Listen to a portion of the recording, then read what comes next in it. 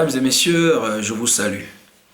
Alors aujourd'hui, nous allons revenir à notre corps défendant sur le débat qui continue d'animer la vie politique de notre pays concernant les candidatures à la future élection présidentielle d'octobre 2025. Et aujourd'hui, il est question de réitérer notre position selon laquelle l'alinéa 2 de l'article 121 du Code électoral est anticonstitutionnel et donc doit être réputé non écrit et par conséquent ignoré complètement. Alors, dans ce vidéogramme, il est question pour nous de vous dire avec insistance en quoi l'alinéa 2 de l'article 121 du Code électoral est anticonstitutionnel. Mais avant d'y arriver, je voudrais spécialement saluer, dans le cadre de cette capsule, quelques compatriotes, dont notamment Abdourahmane Amadou Baba, le compatriote Ezekiel Abakouk, le compatriote Gaston Ntouba Essomé, et naturellement le professeur Jérôme Francis Wanji, depuis Nantes. Et je pense également, n'est-ce pas, à deux autres compatriotes qui nous soutiennent, qui nous accompagnent tous les jours, notamment le monsieur Djahan Kleber Zouatchep depuis la Grande-Bretagne et monsieur Brandon Wanji, n'est-ce pas, depuis Douala. Alors, pour revenir au thème du jour, je dis, nous pensions que le débat s'était suffisamment estompé et que la communauté nationale avait définitivement compris que l'alinéa de l'article 121, qui a fait couler tant d'encre et de salive, était admis comme anticonstitutionnel et par conséquent que tout débat était clos. Et nous l'avons dit avec tellement de certitude que notre position est que, au regard du droit positif camerounais, l'article 121 du Code électoral ne doit être lu qu'à l'aune de son alinéa premier, qui est le seul conforme avec la constitution de notre pays. Alors si nous le disons, c'est bien parce que nous continuons d'insister, nous persistons, nous signons que l'alinéa 2 est anticonstitutionnel. En fait, si nous revenons, c'est bien parce que malgré le fait que le débat se soit estompé, mais on a vu ressurgir des initiatives au niveau du gouvernement tendant à faire ressusciter le débat par d'éminents collègues, des aînés respectables, mais dont le son de cloche est uniquement celui qui satisfait le RDPC et tous ses soutiens, à savoir l'impossibilité pour le MRC d'investir le professeur Maurice Kamto. Ce qui scientifiquement est inadmissible. En tout cas, aucun juriste sérieux ne peut approuver une telle thèse parce que tous les ingrédients démontrent que l'alinéa 2, qui fonde les propos des collègues et l'analyse de tous les soutiens du RDPC, mais est complètement anticonstitutionnel. Et cela nous oblige un peu à faire à rappeler à la communauté nationale quelques notions de légistique. En fait, lorsqu'on parle de la légistique, il s'agit de l'art de l'élaboration des textes juridiques. Et dans l'une des exigences de la légistique, c'est que lorsque vous devez élaborer une loi, un décret, un arrêté, il faut mettre en amont, c'est-à-dire au fronton, au début, les textes supérieurs dont s'inspire le texte qui va organiser la matière dont il se saisit.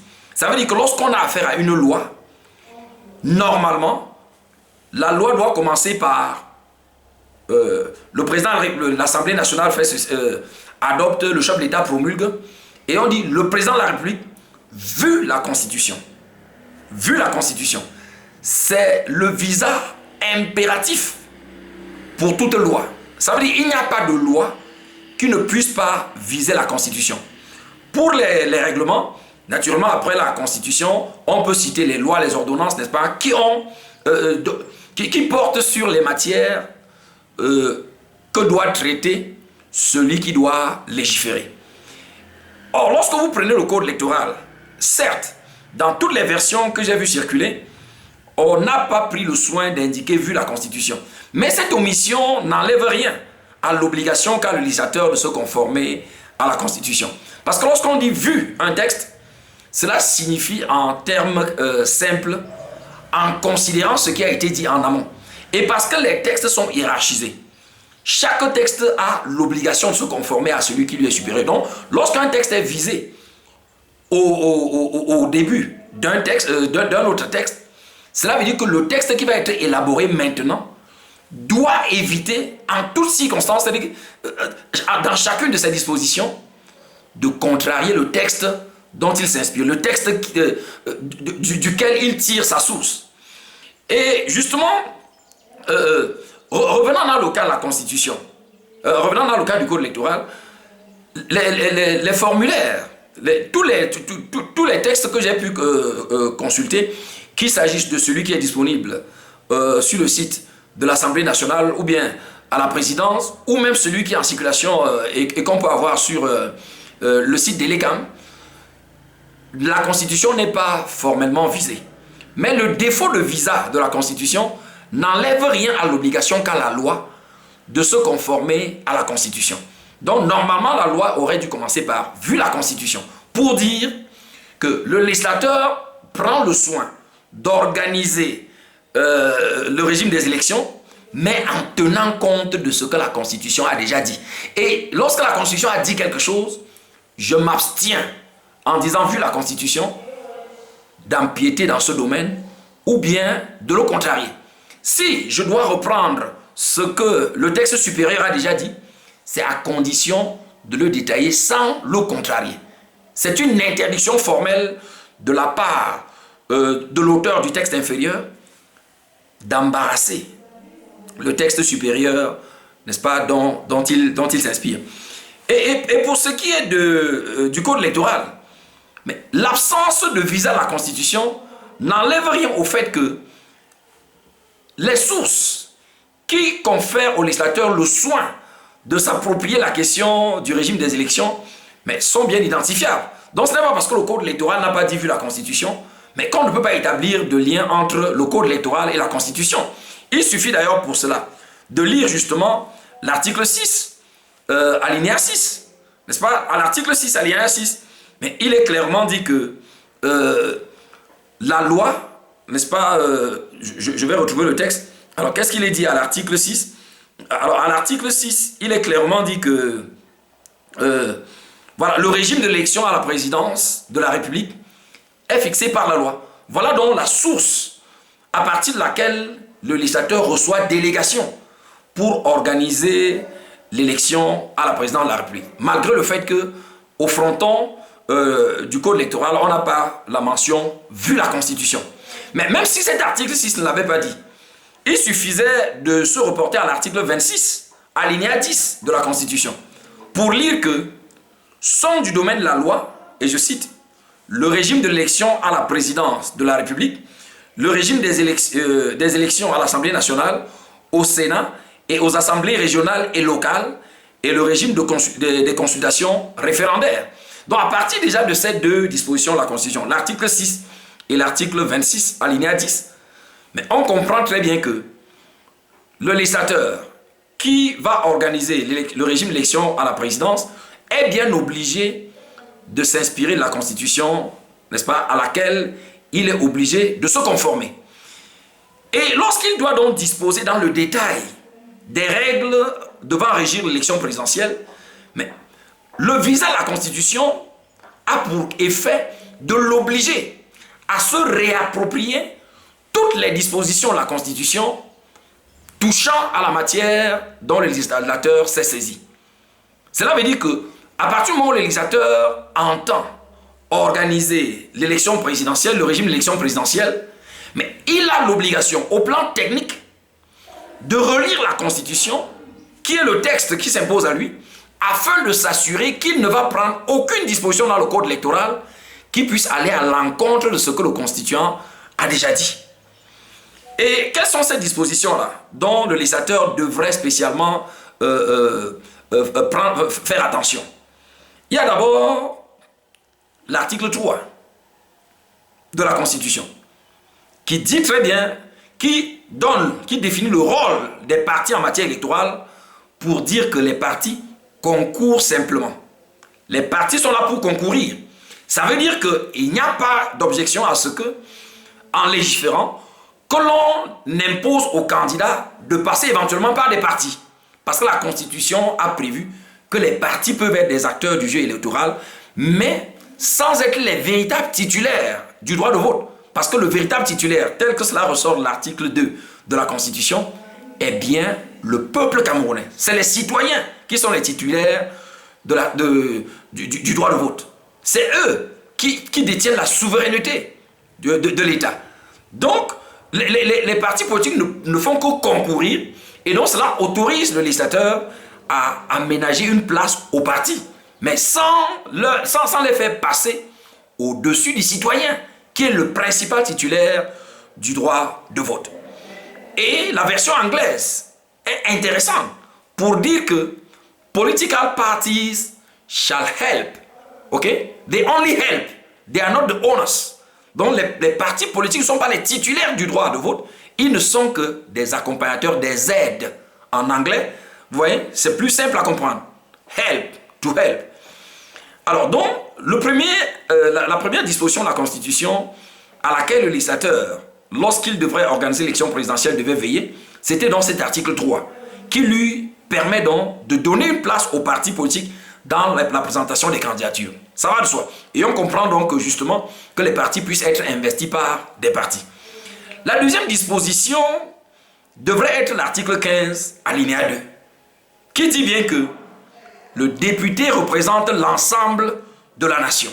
Alors cet article 15, alinéa 2, devrait déjà interdire au législateur de pouvoir conférer à un élu le pouvoir de représenter plutôt un parti.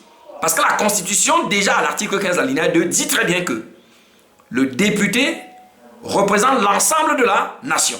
Donc il est impensable, devant une telle disposition formelle de la Constitution, d'imaginer qu'un député puisse représenter un parti.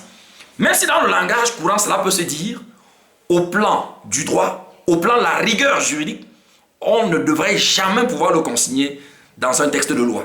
Parce que déjà, si le constituant a dit que le député représente l'ensemble de la nation, dès lors qu'il a dit, le législateur, en prenant le risque de dire que le député puisse représenter un parti, il a violé la Constitution. Parce qu'il a réduit le champ de représentation d'un député tel que l'a voulu la Constitution qui s'impose à l'auteur du code électoral. L'autre disposition pertinente à laquelle le législateur du code électoral devrait faire attention, c'est bien l'article 15, alinéa 3, qui dispose en substance que tout mandat impératif est nul. Alors cette disposition a tout son sens dans la mesure où elle interdit de soumettre un élu à un régime de représentation incompatible avec sa propre volonté. En anglais, cette disposition est également d'une intelligibilité tellement aisée. Parce qu'en anglais, on dit « Any imposed mandate shall be null and void. » Any imposed mandate shall be null and void.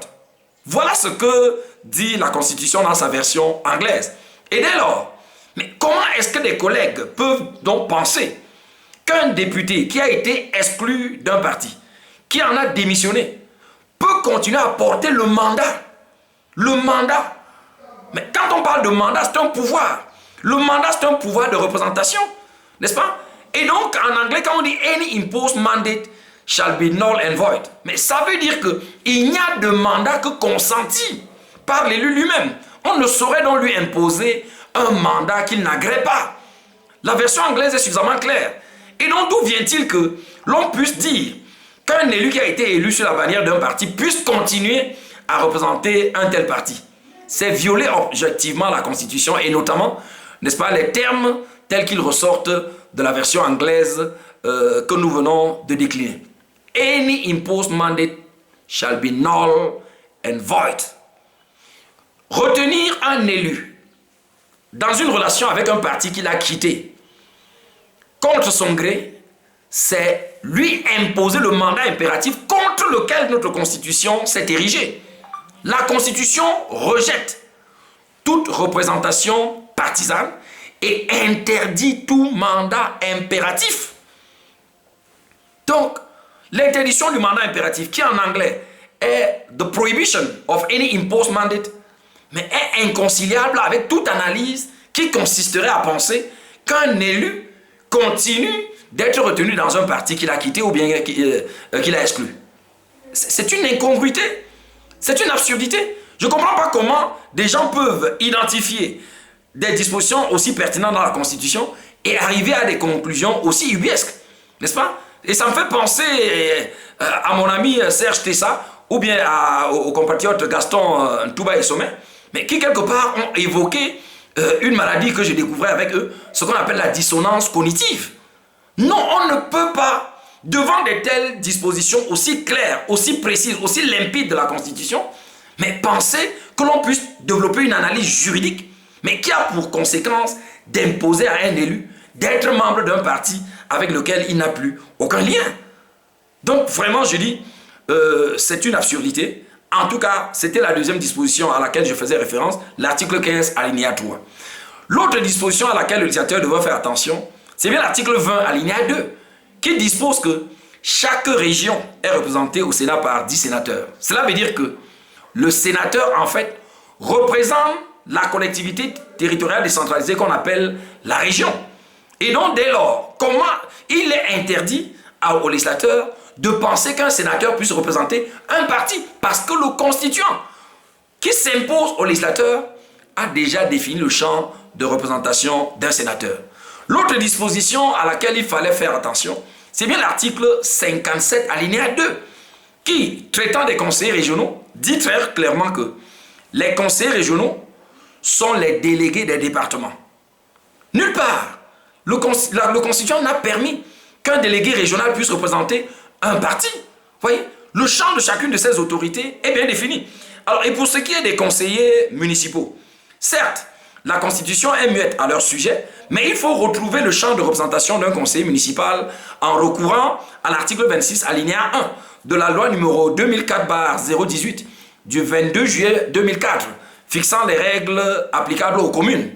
Et à cette disposition, il est clairement dit que le conseil municipal est l'organe délibérant de la commune. Et nous savons très bien que les conseillers municipaux sont élus au niveau de leur arrondissement, n'est-ce pas? Et puis, nulle part, il n'est fait état d'une représentation partisane par quelque conseiller municipal que ce soit. Donc, au regard de toutes ces dispositions suffisamment pertinentes, suffisamment claires, il était interdit, a priori, au législateur, dès lors qu'il s'inspire, dès lors qu'il reçoit sa délégation de la Constitution, mais de fixer un champ de représentation qui ne soit pas compatible avec la Constitution.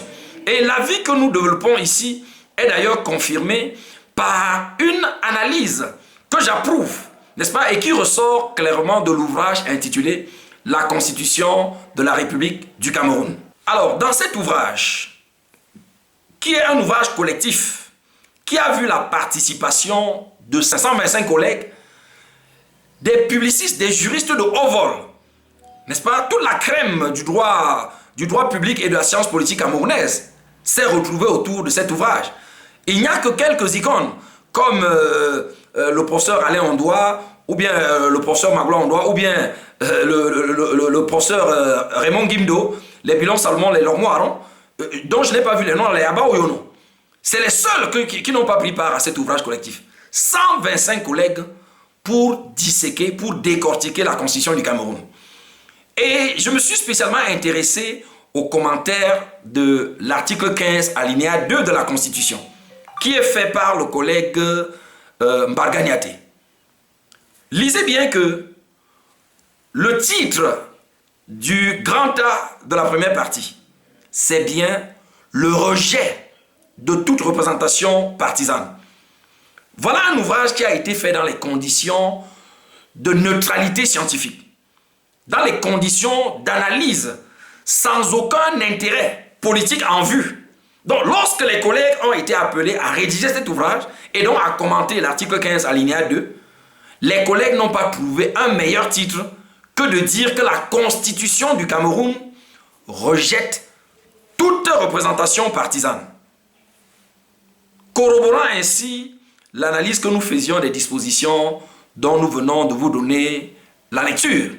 N'est-ce pas? L'article 15 alinéa 2, l'article 20 alinéa 2, l'article 57 alinéa 2 et l'article 26 alinéa 1 de la loi de 2004 sur les communes, qui définissent donc des champs de représentation de toutes les autorités auxquelles l'article 121 se réfère, mais en leur interdisant toute représentation partisane. C'est la Constitution qui le dit. Et dans le commentaire fait dans les conditions de neutralité scientifique, vous comprenez, les collègues confirment bien cette analyse en disant que la Constitution du Cameroun rejette toute représentation partisane. Dans ces conditions, mais d'où vient-il que l'alinéa 2 de l'article 121 du Code électoral puisse parler de partis représentés? Et surtout, en citant comme personnalité pour pouvoir les représenter les conseillers municipaux, les conseillers régionaux, les députés ou les sénateurs. Alors que la Constitution, dans ses articles 15, 20, 57 et à l'article 26 de la loi de 2004, ont bien défini les champs de représentation de chacun de ces élus. Donc en le faisant, le législateur a violé la Constitution et ne peut exposer l'alinéa 2. L'alinéa 2 de cet article 121, car son inconstitutionnalité, c'est une disposition anticonstitutionnelle. Et lorsqu'une telle situation se présente, la disposition est simplement réputée non écrite. Il ne s'agit pas d'anéantir tout le code électoral. Non, lorsqu'une disposition particulière est contraire à la Constitution, elle est réputée non écrite. Ça veut dire qu'on considère qu'elle n'existe pas dans le code. Mais le reste du code électoral est maintenu.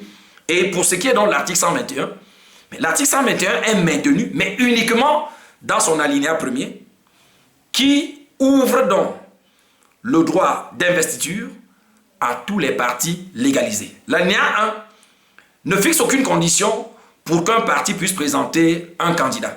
Il suffit d'être un parti légalisé pour qu'il ait la possibilité, n'est-ce pas, de présenter un candidat à l'élection présidentielle. Donc je pense qu'au regard de ces analyses, en puisant dans les dispositions précises de la Constitution, mais chacun peut comprendre que le législateur n'avait aucun droit de donner à ses élus, conseillers municipaux, conseillers régionaux, sénateurs ou députés, un champ de représentation différent de celui que la Constitution leur a fixé. La Constitution est la norme fondamentale et parce qu'elle s'impose à la loi, le législateur ne pouvait que se conformer. C'est une analyse complètement erronée de penser qu'ayant reçu son mandat de l'article 6 alinéa 6 de la Constitution, l'auteur du code électoral pouvait se donner toutes les libertés qu'il voulait. Non, c'est faux, ce n'est pas possible. Il n'y a aucune circonstance où une loi puisse aller à l'encontre de la Constitution. Nous allons le marteler, puisque nous allons enseigner ça à partir de la rentrée prochaine, en octobre. Le cours d'introduction générale au droit commence par la définition du droit, entendu le droit objectif, comme l'ensemble des règles. Et cet ensemble des règles commence par la Constitution. C'est la norme des normes. C'est la source à partir de laquelle toutes les autres normes tirent leur existence et leur validité. Nous allons continuer à le dire. Alors, lorsque les collègues essaient de soutenir le contraire, mais qu'est-ce qu'ils vont enseigner à la rentrée aux étudiants qu'ils vont recevoir en première année de droit? Non, on ne peut pas l'admettre. Ce n'est pas parce qu'une majorité, ce n'est pas le nombre ou bien le volume de décibels, n'est-ce pas, l'intensité des décibels qui donne à une analyse sa valeur scientifique. Non, non. On peut multiplier le nombre de collègues qui vont se succéder sur les plateaux de télévision à la présidence, que cela ne changera rien à cette réalité juridique. Il n'y a aucune circonstance où une loi organique puisse contrarier la Constitution. Et pour ce qui est des champs de représentation des élus, les dispositions constitutionnelles sont suffisamment claires et précises et n'admettent donc aucune divagation. Dire qu'un élu puisse représenter un parti est contraire à la Constitution et rend donc cet alinéa anticonstitutionnel, donc réputé non écrit, par conséquent inexistant et donc inapplicable. C'est ma thèse. Je la fonde sur une analyse rigoureuse en puisant mes références dans les dispositions même de la Constitution. C'est la Constitution qui permet à la loi d'exister. Et quand la Constitution a déjà fixé une règle, il n'est plus du droit du législateur d'aller à l'encontre d'une telle règle. Donc, vraiment, je ne comprends pas que les collègues continuent à persister, n'est-ce pas, malgré ces choses qui sont aussi simples. Et pour terminer avec cette capsule, le débat qui a cours, mais porte quand même sur un droit fondamental, le droit de candidater, qui en termes techniques est souvent décliné comme étant le droit de participer à la gestion des affaires publiques. Mais à partir du moment où nous admettons que le droit de candidater est un droit fondamental, mais un droit fondamental a vocation à être exercé librement par tout le monde sans aucune restriction. Mais parce que l'exercice anarchique des droits fondamentaux est susceptible de créer des frictions dans la société, la Constitution a quand même encadré, en définissant l'article 26, en fixant l'article 26 que les restrictions à un droit fondamental ne peuvent émaner que de la loi, entendu acte du Parlement promulgué par le chef de l'État. La Constitution l'a clairement dit. Mais dès lors, le droit de candidater appartient à chacun de nous, à vous, à moi, à n'importe qui. Il suffit d'être citoyen du Cameroun pour pouvoir développer l'ambition d'être demain président de la République. Si du moins on satisfait les autres conditions, notamment en termes d'âge, et si on peut présenter un dossier régulier, ainsi de suite. C'est une ambition naturelle, reconnue à chaque citoyen. Mais alors, si donc on peut développer une analyse tendant à dire qu'un citoyen ne peut pas se candidater, mais la source, la référence ne peut être que dans la loi. Fournissez-nous donc la loi qui dit que un parti qui a boycotté ne peut pas présenter le candidat à l'élection présidentielle. Ça ne peut résulter que de la loi. Mais puisque les partis accompagnent les citoyens, et si les citoyens sont titulaires du droit fondamental de candidater, mais il va de soi que toute exclusion d'un parti doit trouver son fondement dans un texte de loi.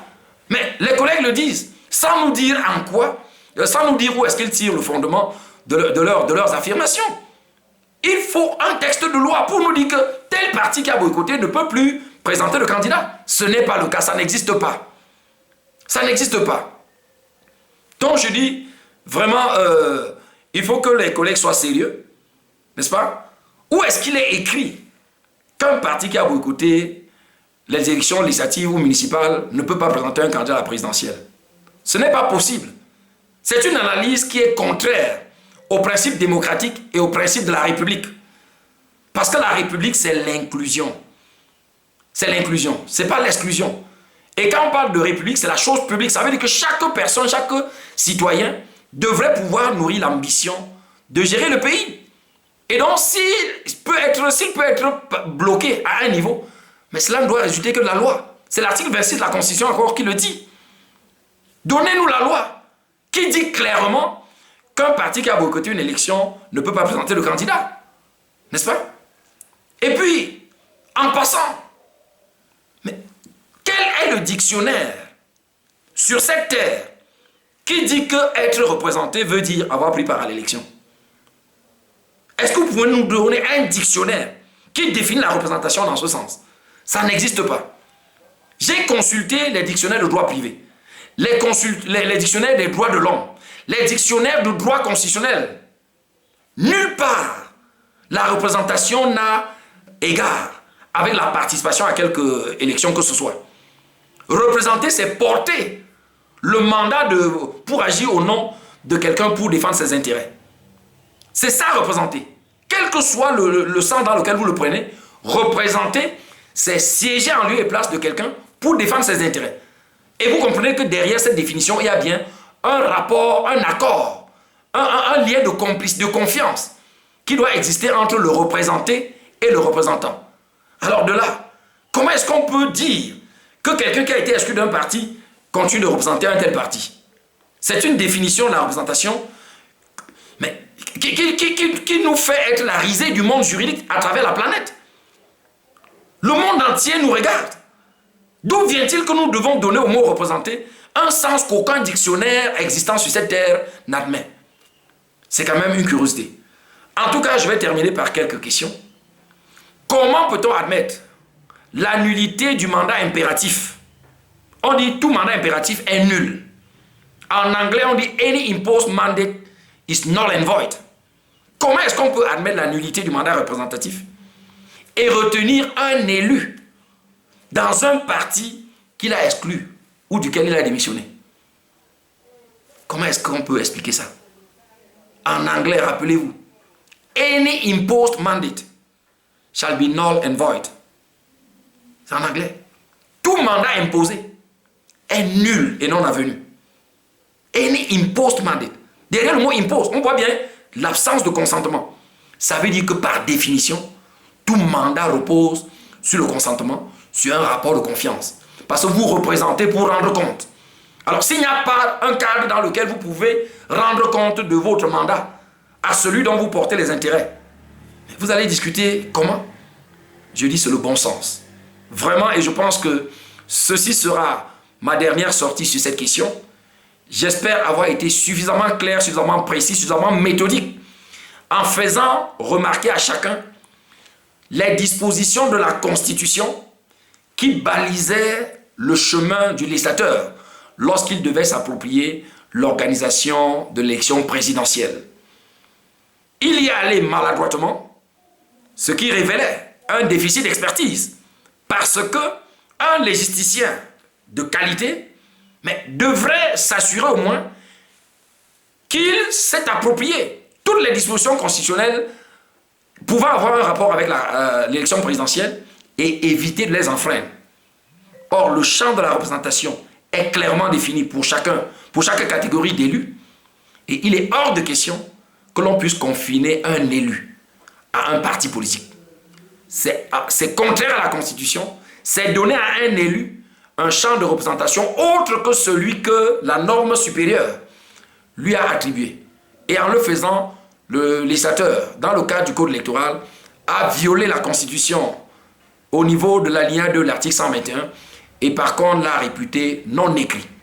Par conséquent, l'alinéa 2 est inexistant et ne laissant subsister que l'alinéa 1er, la conclusion est que tout parti légalisé au Cameroun a bien le droit d'investir un candidat pour l'élection présidentielle d'octobre 2025. J'espère avoir été clair. Et si vous aimez nos capsules, n'hésitez pas à liker, à commenter, à partager pour que cela aide à la compréhension de tout le monde. Je crois que je n'ai pas utilisé les termes rébarbatifs, les termes trop élevés. J'ai voulu parler terre à terre. Donc partagez à tous vos réseaux afin que chacun puisse comprendre de quoi il est question. Mais surtout, abonnez-vous à cette page pour ne plus avoir à me demander chaque fois des vidéogrammes isolés. Car une fois que vous êtes abonné, vous avez accès à l'ensemble des contenus de cette page. Et il vous suffira donc d'y aller et de rechercher le vidéogramme qui vous intéresse. Et naturellement, si cette initiative d'éducation citoyenne vous touche, n'hésitez pas à nous soutenir d'une manière ou d'une autre. Parce que mine de rien, la production de ces capsules nous bouffe du temps, de l'énergie, des moyens financiers. Parce que n'étant pas informaticien, vous comprenez que je dois me faire accompagner. Et voilà, donc n'hésitez pas à nous soutenir si vous pouvez. Et en tout cas, portez-vous bien. Bonne fin de semaine puisque nous y entrons. Et que Dieu nous garde. À très bientôt.